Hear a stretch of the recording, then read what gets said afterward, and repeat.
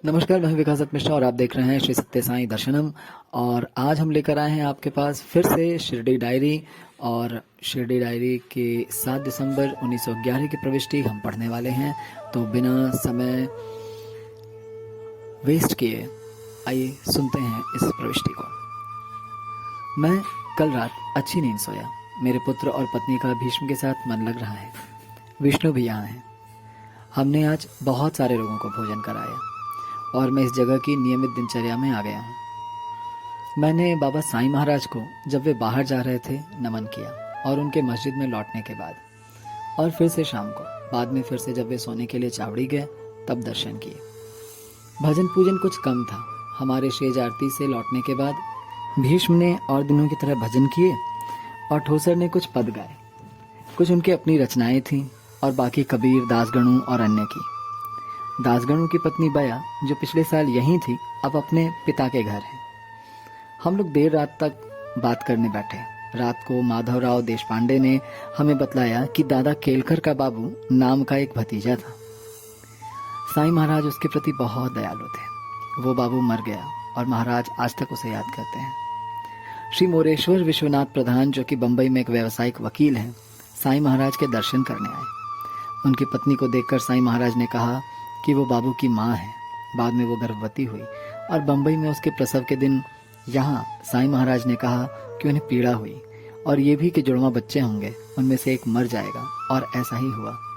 जब श्रीमती प्रधान अपने छोटे पुत्र को लेकर यहाँ आई तो साईं महाराज ने उसे अपनी गोद में लिया और पूछा कि क्या वो इस जगह आएगा। और 2 महीने के उस बच्चे ने बहुत साफ जवाब दिया,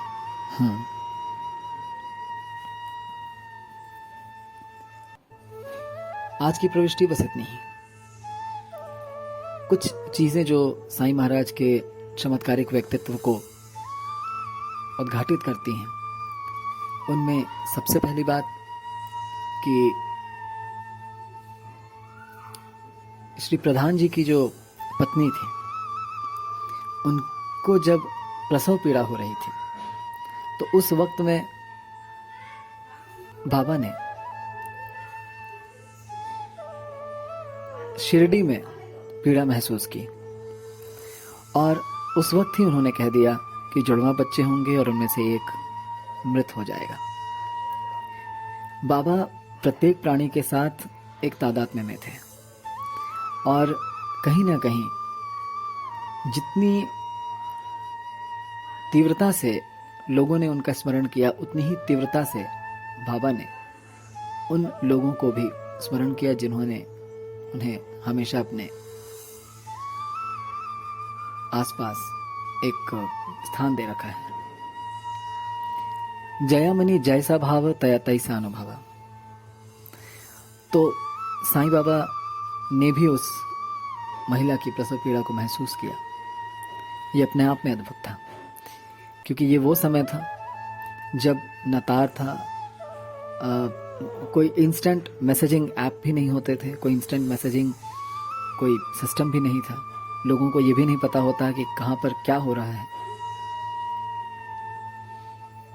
वैसे समय में बाबा ने इस चीज़ को महसूस किया और उन्होंने ये भी कहा कि जुड़वा बच्चे होंगे, उनमें से एक मर जाएगा, और वैसा ही हुआ भी। और उससे जो विचित्र बात रही ये कि 2 महीने के बच्चे ने उनकी बात का जवाब दिया। और इसका विवरण जिस तरह से खापर्डे जी ने लिखा है वो अपने आप में अद्भुत है। बाबा के साथ जिसने जितना समय गुजारा,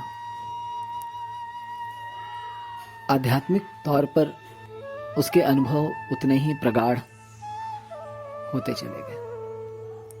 और साईनाथ महाराज के साथ जो सबसे अच्छी बात रही वो ये कि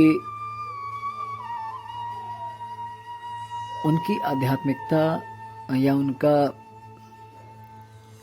जीवन एक सामान्य वृत्ति से चला, सामान्य तरीके से चला।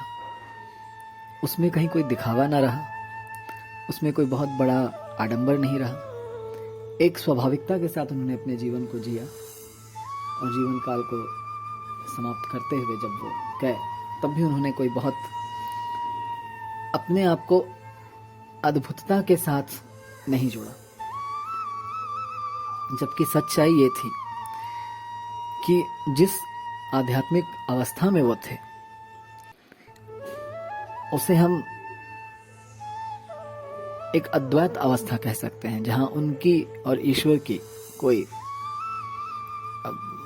भेद नहीं थी, कोई भेद नहीं था उन दोनों के बीच।